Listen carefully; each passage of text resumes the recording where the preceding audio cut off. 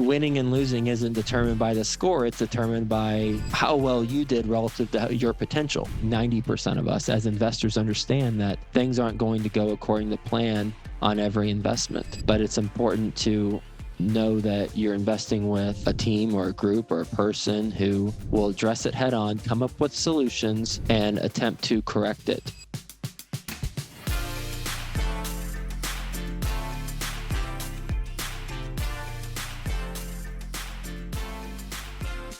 This is your Real Estate Syndication Show. I'm your host, Whitney Sewell. I'm excited about our guest today. He's been a long-term mentor and a friend of mine, and I've learned so much from Joe Fairless. He's co-founder of Ashcroft Capital, almost $3 billion in assets under management. He's the host of the best ever real estate investing advice show, and longest running daily real estate podcast in the world. Member of Texas Tech Alumni Advisory Board for College of Media and Communications, and just a number of achievements. I love Joe's focus on giving back, even volunteers at a local hospice as well. Recognized as Multifamily Investor of the Year by Think Realty Magazine 2018.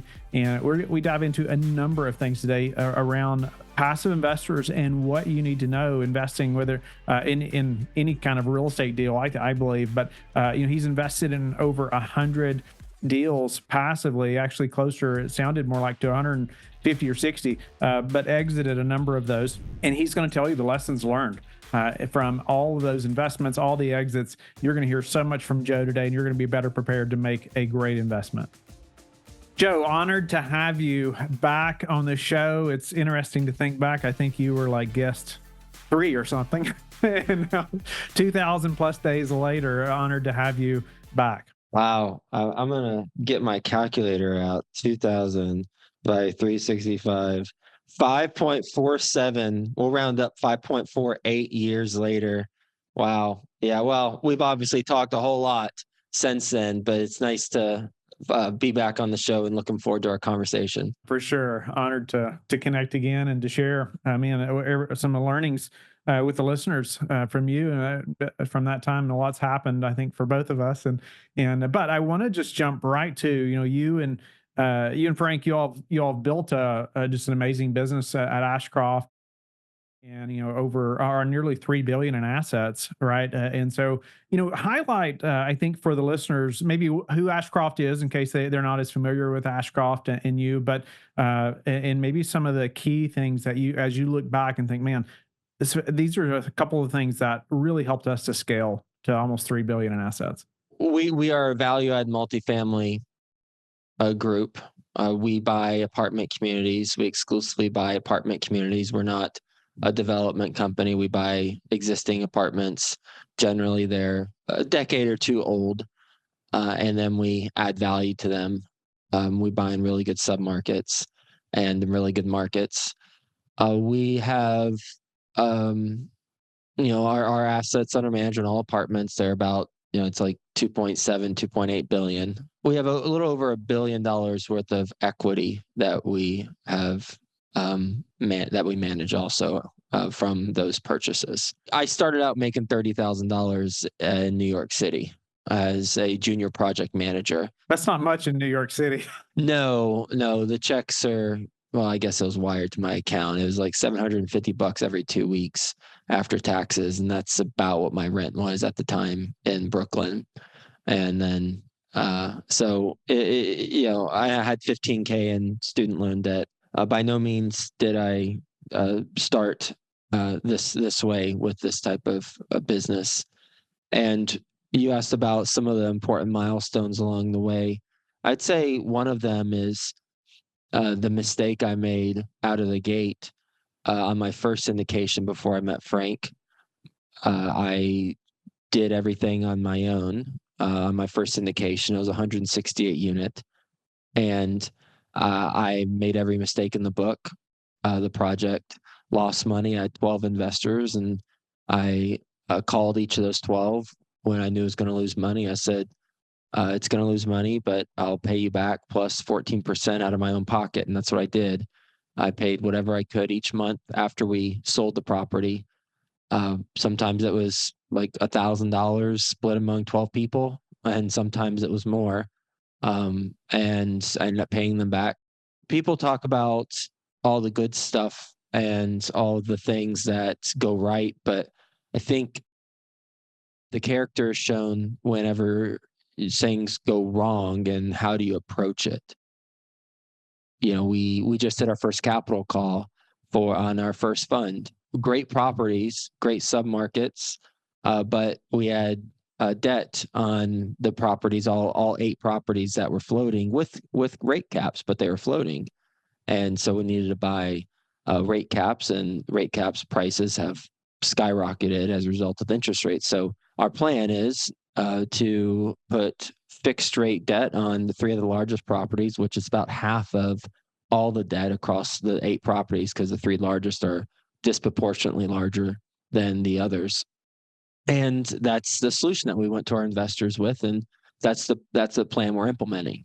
Things don't always go according to plan. They don't go how we want them to, but it's important to deal with it head on, name that monster, call it out, and then come up with the solution. It's important to talk about the things that don't go right just as much, if not more, than talk about the things that do go right.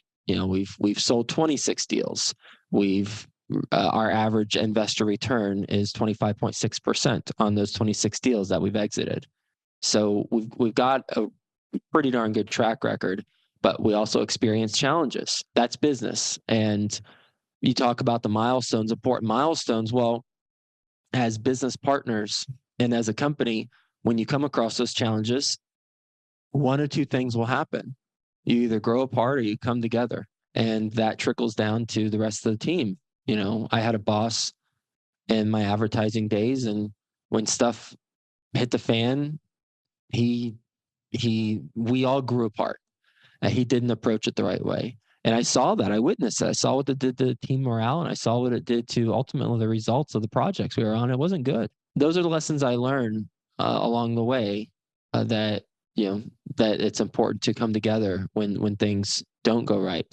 And ultimately, we all as investors, most of us, I should say, 90% of us as investors understand that things aren't going to go according to plan on every investment. But it's important to know that you're investing with a team or a group or a person who will address it head on, come up with solutions, and attempt to correct it and make good on it.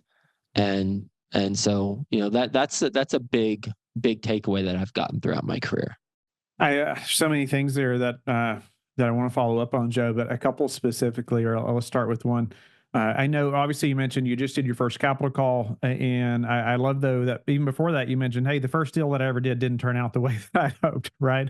And I love, you follow up with that. Well, hey, you called all the investors personally, and even, you paid them back, and even with interest, right? And so, yeah, it just says so much about your character, says so much about your loyalty, I feel like, to each of them, right? And I feel like as an investor, even as an LP myself, like I would love that. I love that you've had those experiences, right? You've learned a lot, no doubt about it. But the follow up is, well, what did you do? Not just did you have a capital call or not? Well, what happened after that? And I love how, hey, well, you did right, and even went way, I feel like, above and beyond what most operators would ever think about doing.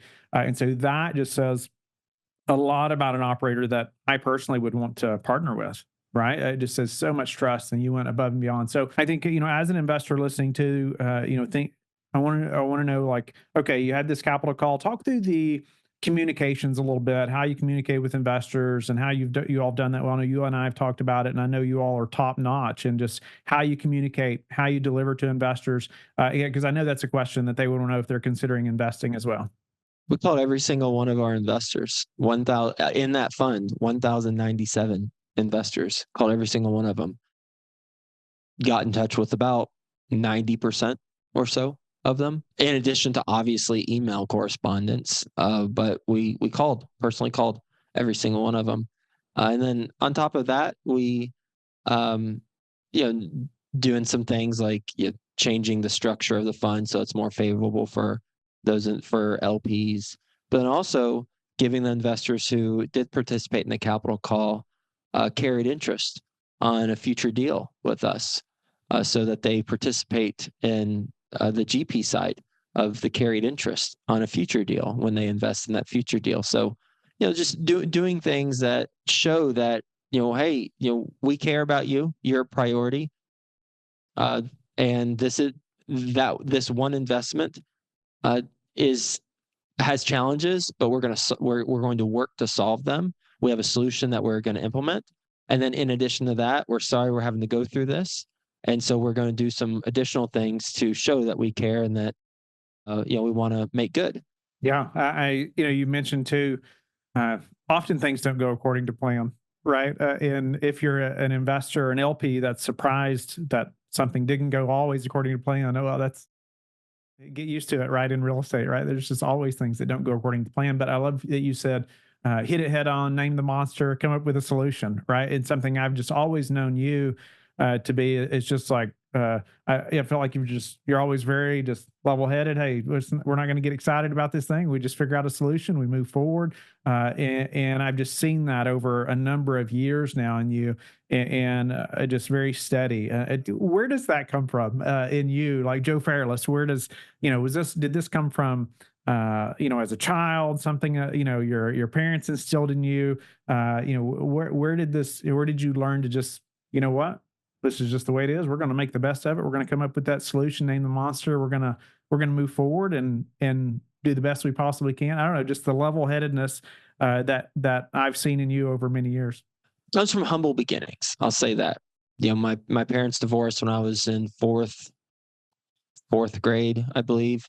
And then, my mom and I and my two of the three siblings, my oldest brother had moved out.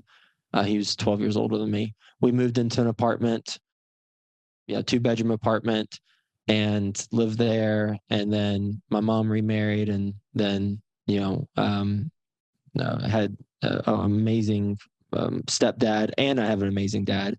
So I was blessed and very fortunate to have two great role models as males. But having a taste of being in a situation that isn't as desirable, and then be in situations that are desirable, and know that I think everyone's about 3 bad decisions away from living under a bridge, like 3 consecutive big bad decisions from living under a bridge. And you can think about it and you're like, oh shit, yeah, if I did that, yeah, I'm in big time trouble. We can learn more from our challenges than we do our achievements. And I've always had that. I think so that's one, from my the family's divorce, and then living in the apartment, and then also moving to New York City with no money, 15K in debt, and making 30K a year, and not knowing anybody at all in New York City, just moving there to compete with the best of the best, because that's why I wanted to go there. That's the only reason I went there. And then also sports. I was always been into sports, and one of the things I've learned is that if in a game of baseball, if you let your guard down in the 9th inning, then you might lose. And same with football, 4th quarter, like if we let our guards down, then we could lose. And I like the John Wooden quote, and I'll butcher it, but I'll paraphrase: winning and losing isn't determined by the score, it's determined by how well you did relative to your potential. And that's what it's all about. And so in sports, even, after we win, it's like, okay, we won on the scoreboard, but that was a bad team. They're terrible. Did we actually improve? Did we get better? And same with business, same day to day. Yeah, we just made a lot of money on that deal. Why? Was it compressed cap rates, or was it NOI growth? How can we position ourselves to be even stronger? And as a passive investor, I'm a passive investor in over 100 deals, and that's something I look at: NOI growth for operators, full cycle deals, because that gives me a true indication of how well they've done over the years. on executing the business model, independent of outside forces like compressed cap rates. Love that. Man, that what you're focusing on there as far, and we're going to get to that as far as some things for LPs and passive investors that, man, Joe is definitely an expert on that side as well. But before we do, one quick thing on still, you mentioned the challenges have brought you and Frank together. Maybe give a tip for partnerships that are, guys that are listening right now and gals that are in partnerships and maybe they're struggling at the moment, like many operators. Maybe some tips of how you all have even worked through challenges and it's resulted in really you all being stronger. Identify a mutual purpose and state it at the beginning of the conversation. That's something I learned from the book Crucial Conversations. Whenever the stakes are high and opinions vary and emotions could be potentially high, which Frank and I generally are even kill people. But if emotions are high, start with a mutual purpose. Hey, we both want X. And if that person doesn't agree, then take a step back. Okay, we both want Y. And figure out what is the mutual ground that you're working to build on, and then go from there. That's been a huge piece of navigating challenging conversations. I know all the listeners also, I get questions often about what do you think is going to happen, right? What do you think is going to happen? And as we think through that, obviously we want to know, Joe, what you think is going to happen. But as everybody says, well, I don't have a crystal ball, Whitney. I don't know what's going to happen. And I say, well, what you believe is going to happen affects the decisions that you're going to make, right? Whether you're buying or selling, or Joe, help us to think through, the rest of 2024, and what does that mean? I know you've mentioned, hey, it's a great time to buy. So lay that out for us a little bit. Why is it a great time? And let's talk about that. I will venture to say, barring some black swan event, I know what's going to happen. I know what's going to happen because we have a 18-month lead time that shows us what will take place. And that is, we're about to experience a severe undersupply of multifamily housing. I mean, it's there. What you'll see in the newspapers, or who gets a newspaper anymore? What you'll see in the online publications, and what you'll see on social media is that the supply of apartments right now is going through the roof. And it is. It absolutely is. There's so much supply relative to historical standards coming to the market. Speaking specifics, through the first half of this year, 2024, there's been 284,000 units completed, multifamily units completed. So that doesn't mean much unless you put it into context.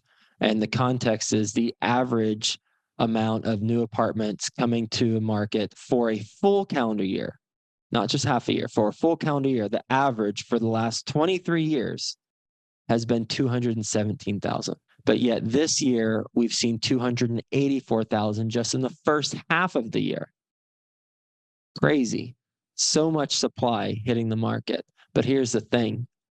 The average occupancy rate right now is 94.2% nationwide. So we've got historical supply hitting the market, but the occupancy rate's 94.2%. And in fact, it's held the same exact percentage over the last 3 months. It's incredible. All the supply, but yet it's getting gobbled up.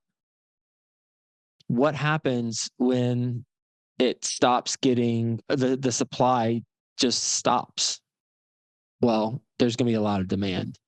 And looking at the starts versus completions. So completions, the amount of new units that have been completed, and starts, the amount of new units that are starting to be built.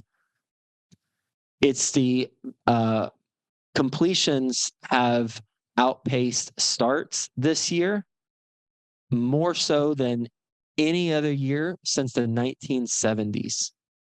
And in fact, there's only been one or two times that I saw since the 70s or 80s where there have been more completions than starts. But this year, there's more than year to date, almost 60,000 more completions than starts. The demand will stay.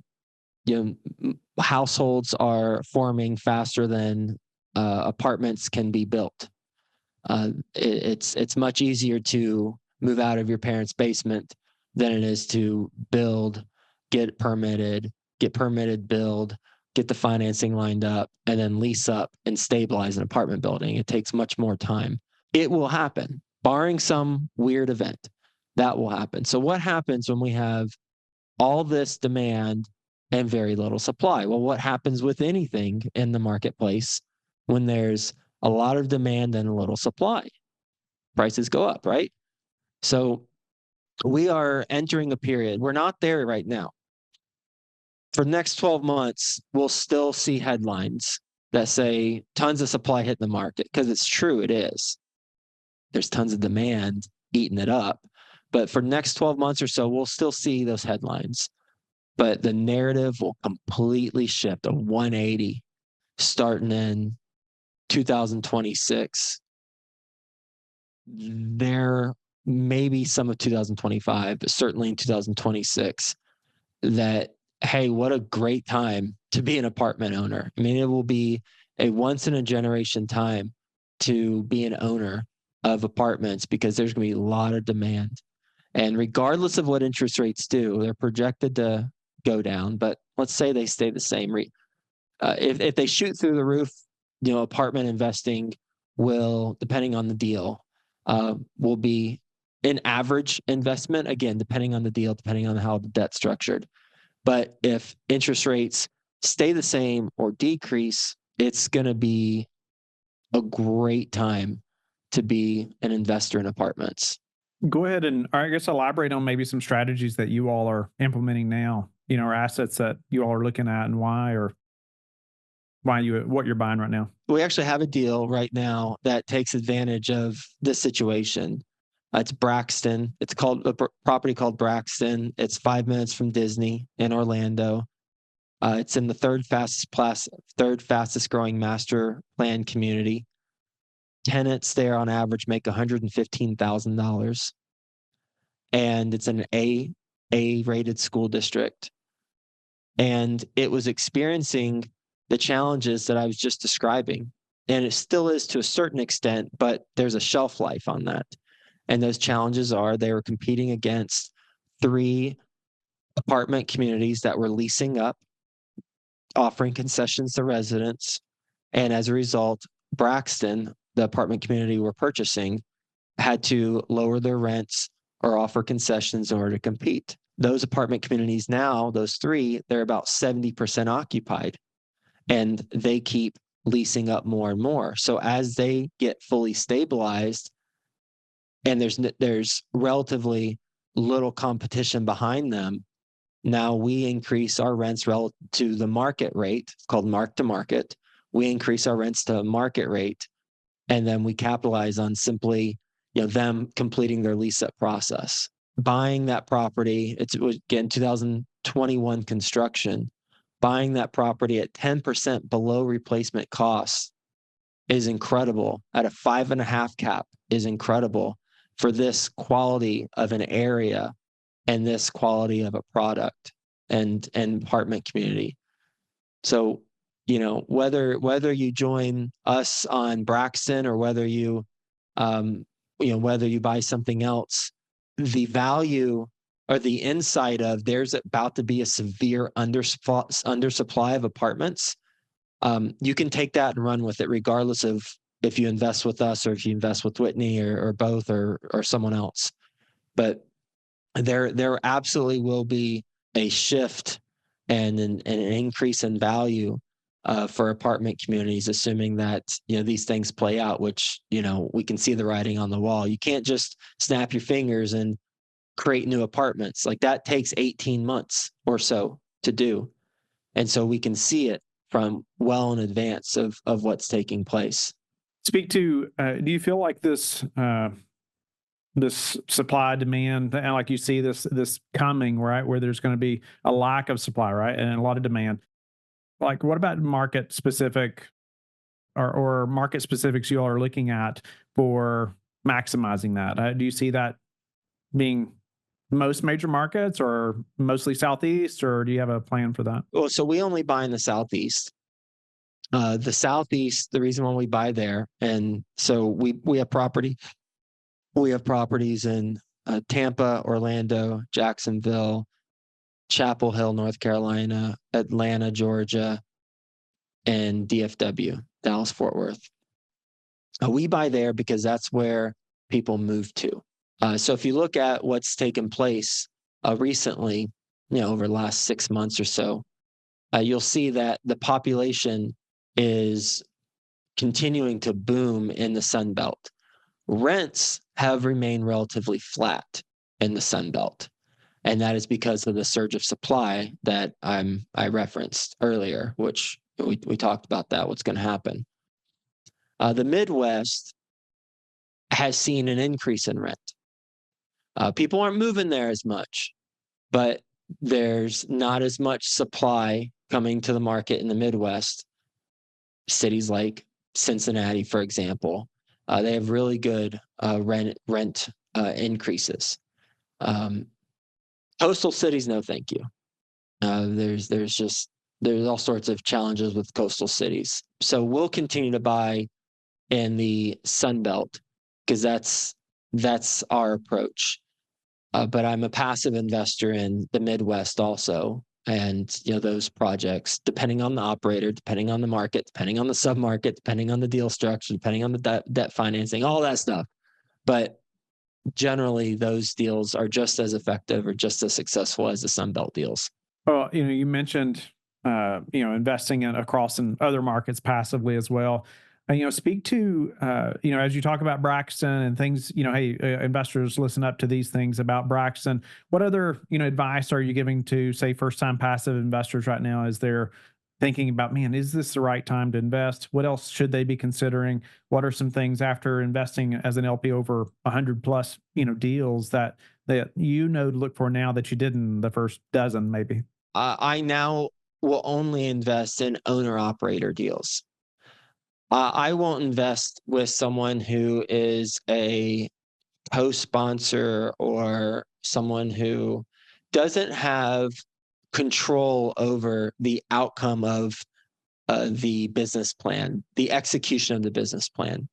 It's okay if they have a third-party management company. That's fine. But I want the people who I invest with, who I wire my money to, who is my point person, their company. I want them to be the ones who are responsible for overseeing the success of the business plan. What I found is that things got pretty loose in 2021, especially 2022, 2020, where people were raising money for projects that they weren't familiar with. They weren't well versed enough about, and even if they were well versed or they were familiar with it, they didn't have the expertise to really identify the blind spots on my behalf as a limited partner. Right now, 123 deals, I believe, as currently as an LP, and in addition to that, I've been in about 40 or so deals that have exited as an LP. I think about 40, maybe 20. I can't quite remember, 20 to 40. What I've learned is that the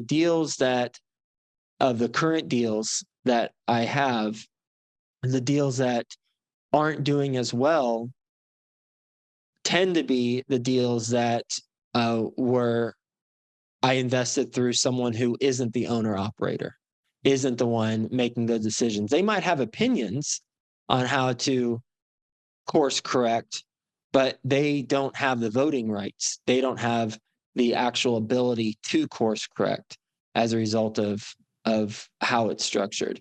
So I want to invest direct with the owner operator. That's a big one for me.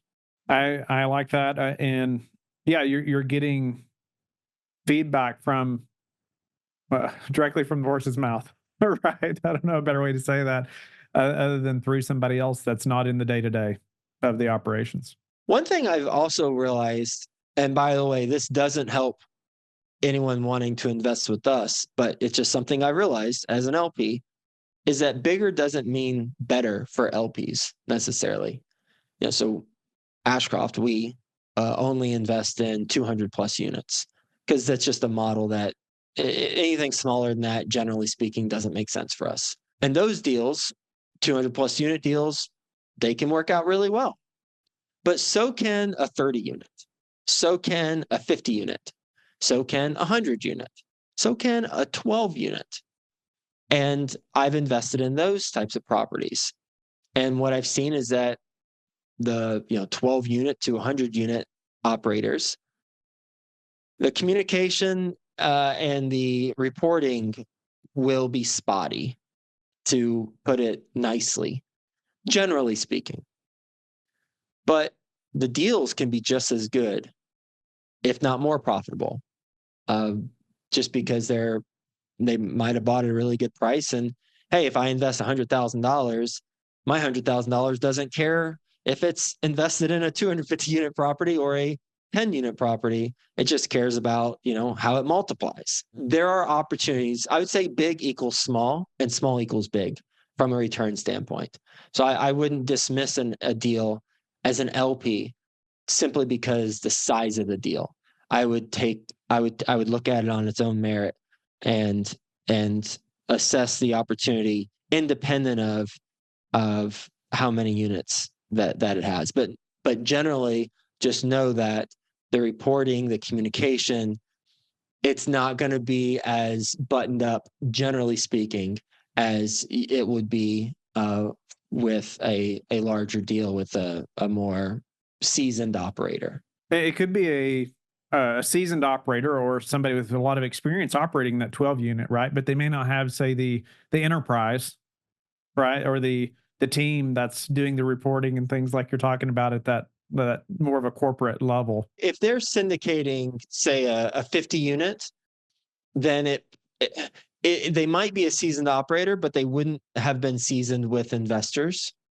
I mean, it's likely they won't. Maybe they just started taking on investors and they want to test run with the 50 unit. So either way, there's going to be some bumps in the road on communication and reporting. From my experience with smaller properties and those types of operators, I just exited as an LP in a mobile home park, and I put in $75,000, and I put it in like in 2021, I think, maybe earlier than that.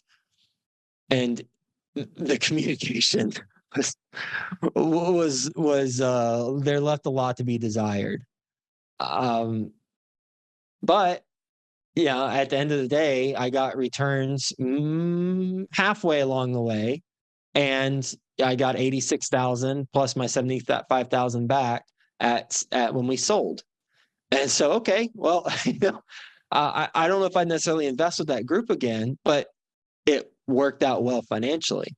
I think that's a microcosm of, from my personal experience, what I've seen with those types of operators. What about some of the things that you feel are, in addition to this, but that you feel are very important for passives to understand about a deal before they go into it? And maybe it's cash flow or leverage or the amount of reserves or anything like that. That you're like, hey, I definitely want to know these things or these numbers or anything like that before I invest passively. I would say look at NOI growth. Look at NOI growth and then determine where is that being what is that being attributed to? How are they planning on growing NOI? Are they increasing the occupancy higher than what the current owner has it at? Are they do they have a better way to cut costs on unit turns? Are they leasing them faster? Are they simply just having big rent bumps on the renovation package? And this is a tough one unless the operator breaks it out for you. We break it out for our investors in this deal, Braxton. It's on a specific page of the marketing materials. This is where the increase comes from, and we have a little chart that shows. So that it shows that that it's coming from specific areas, and you can map that back to, okay, that's logical. That makes sense. Because a big part of investing in these value add deals is the value add part. And that's where you get the increase in value and increase in price and better returns. So digging into that a little bit more could be helpful. I would say also, I mentioned this earlier, but I'll say it again. We just talked about NOI growth, so I won't mention that. I like to share a social circle with the general partner, and it's easier for me than others because I'm in the industry. Therefore, that's pretty much a social circle because I know them. But if they're outside of, the say the best ever community type of group, if they're say maybe a local operator who has no clue who I am, they just, there was a referral from a friend, but that's it. And they have a project in Cincinnati. I'll want to see, are there other people who I know who know them, and do we share a social circle? Because while this is by no means bulletproof, what I believe is that if you share a social circle, meaning you have mutual friends, and there could be some social shame associated with them not doing well, then they will be more inclined to present to you a deal that they truly believe in and that they're truly going to work hard to execute as well as they can.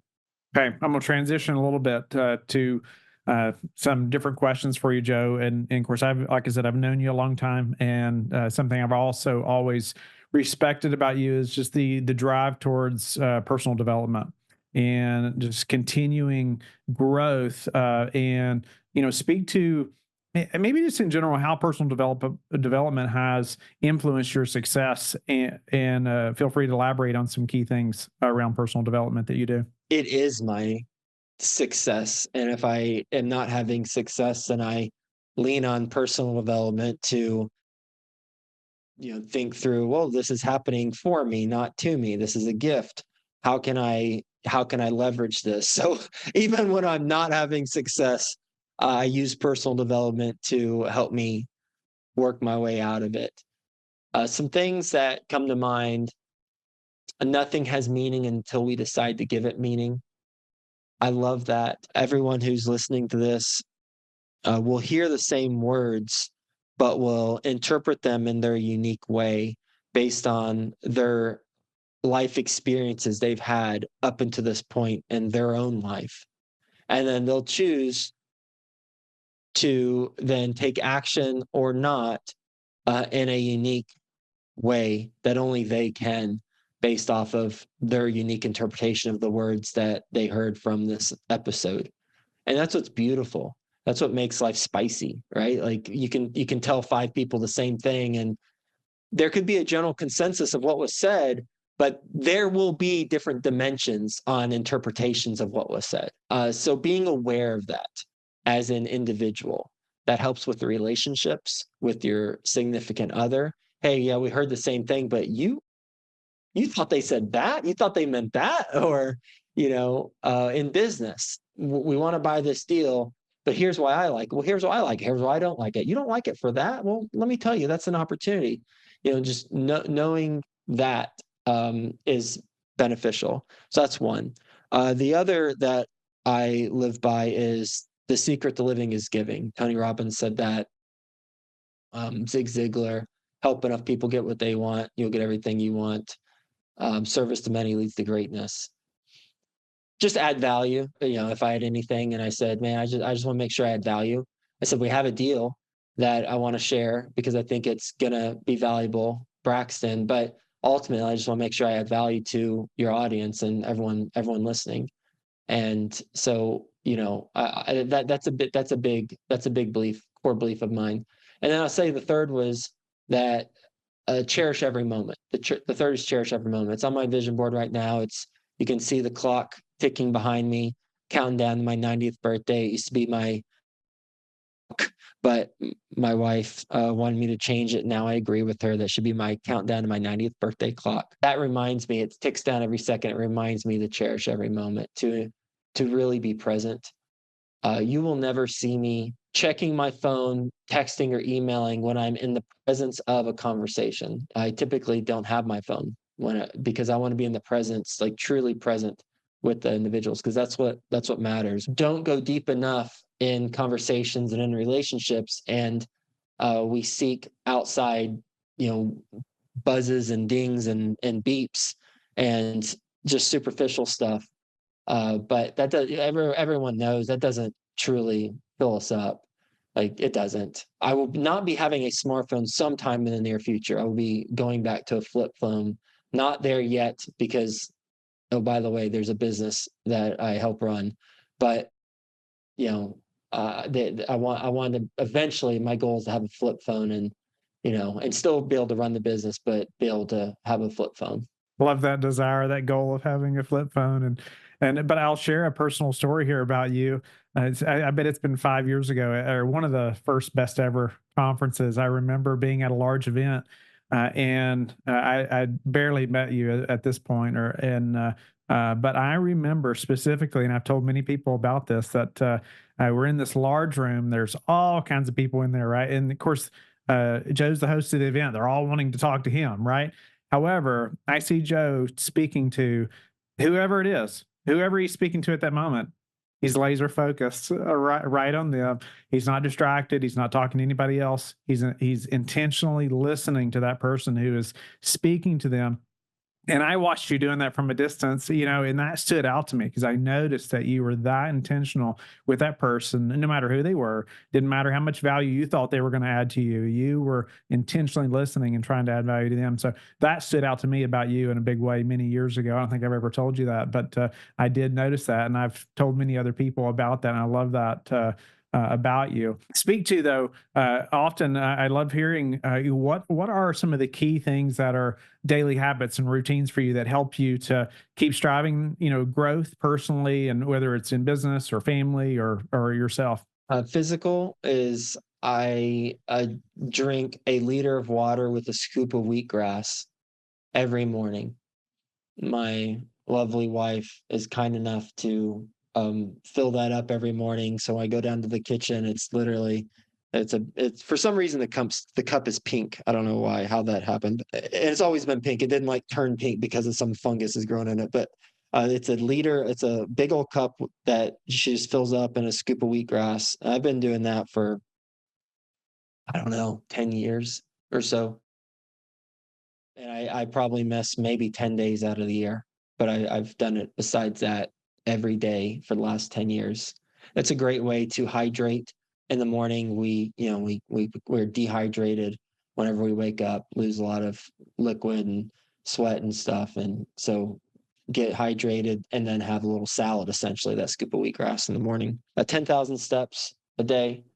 I finally cracked the code on how not to be chubby.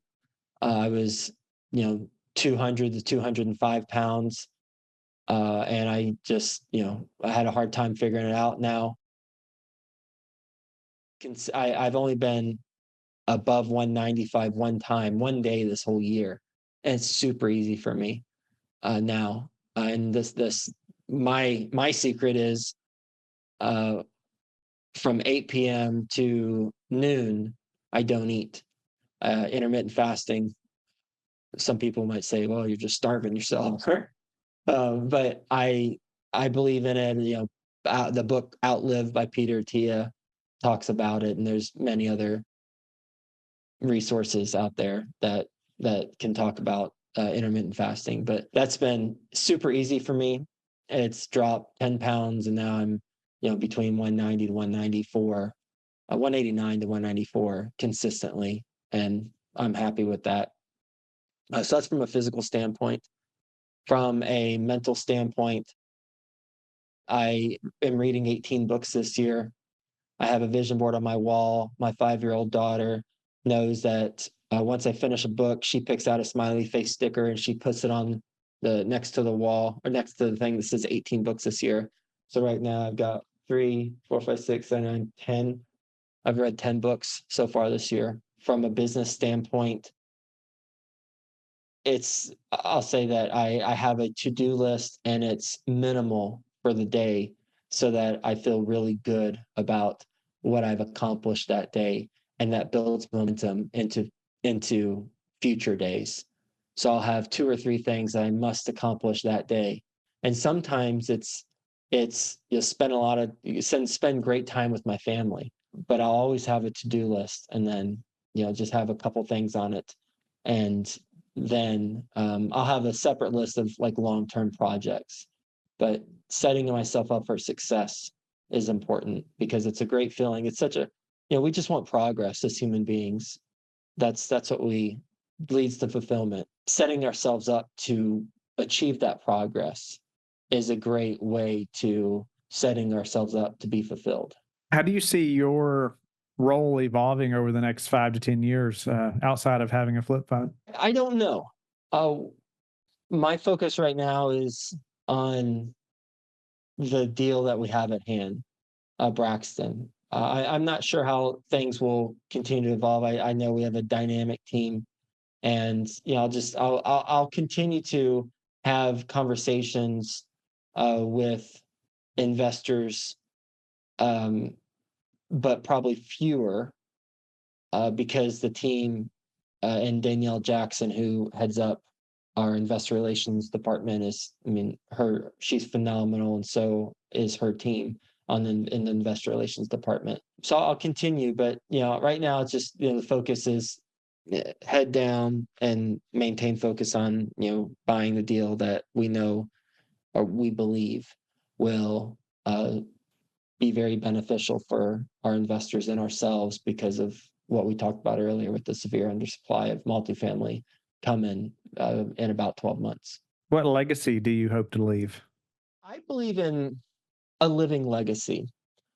I believe in the interactions I have on a daily basis are my legacy. When I think of, that question, initially it's like, okay, when you die, what do you want people to remember you of?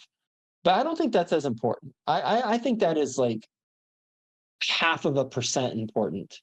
I think everything else is about what is my daily legacy with my wife, with my daughter, with my investors, with my business partner, with my family, with strangers that I come across. And that to me is more important because that has a multiplier effect, a compounding effect.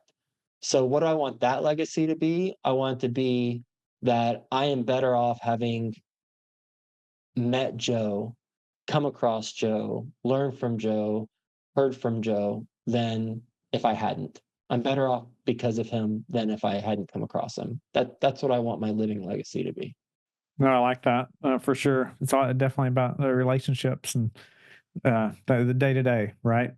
You mentioned that you had read 10 books this year. What's your favorite or one you'd recommend? Must read.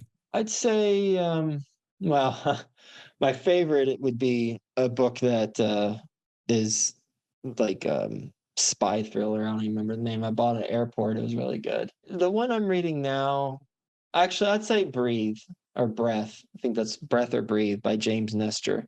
That's the book that comes to mind. I can't remember if I read it this year or if it was late last year, but that that is that has been an incredibly influential book. The main takeaway is breathe through your nose, not your mouth. Keep your mouth shut when you breathe.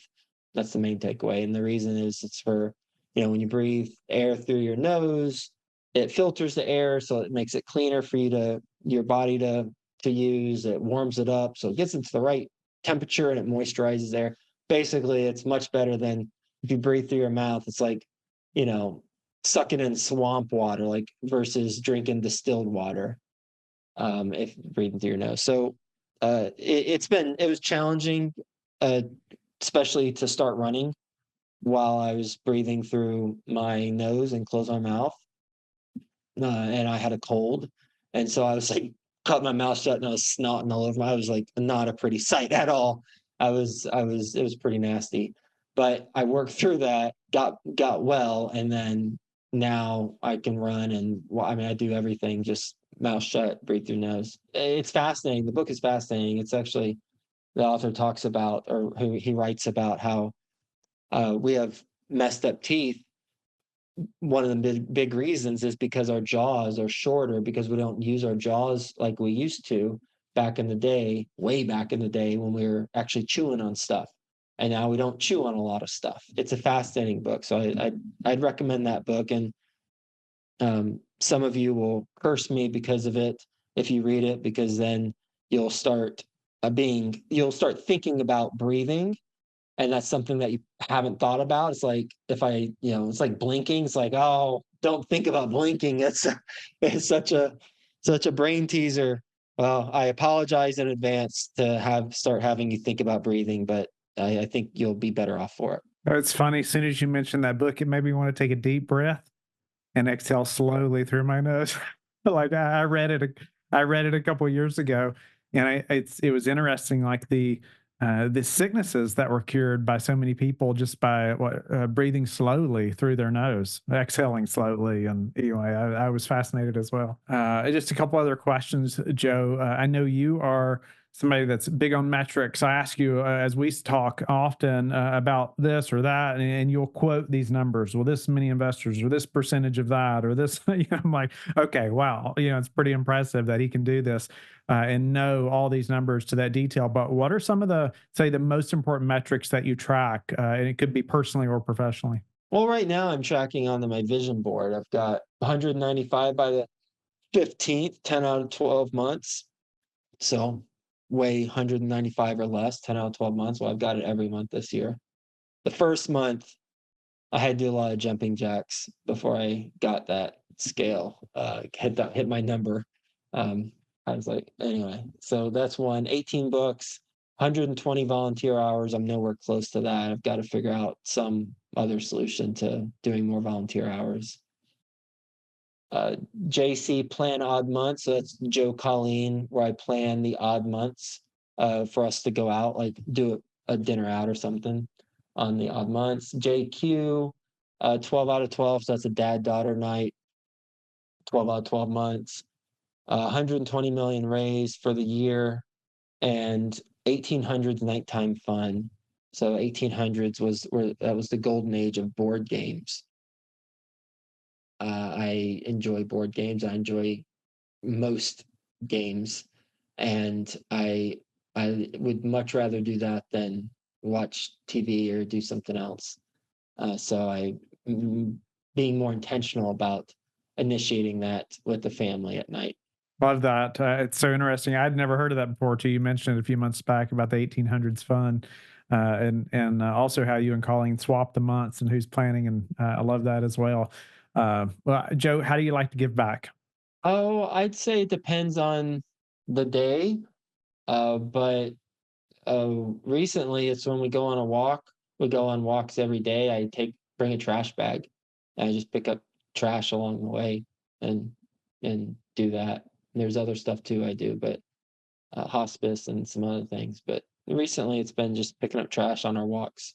Joe, just grateful to connect with you again, have you back on the show. You've definitely added a ton of value to every passive investor that's listening, that's thinking about investing right now, no matter if they're brand new or experienced, and even talking through the current opportunity that you all have as well as for investing. And so tell the listeners how they can get in touch with you, but how they can learn about Braxton also. Well, grateful to be on the show, and you can watch a video on Braxton. Just go to ashcroftcapital.com, ashcroftcapital.com, and then go to current offerings, and you'll see Braxton, and you'll see a video on it, and you'll see some pretty compelling things.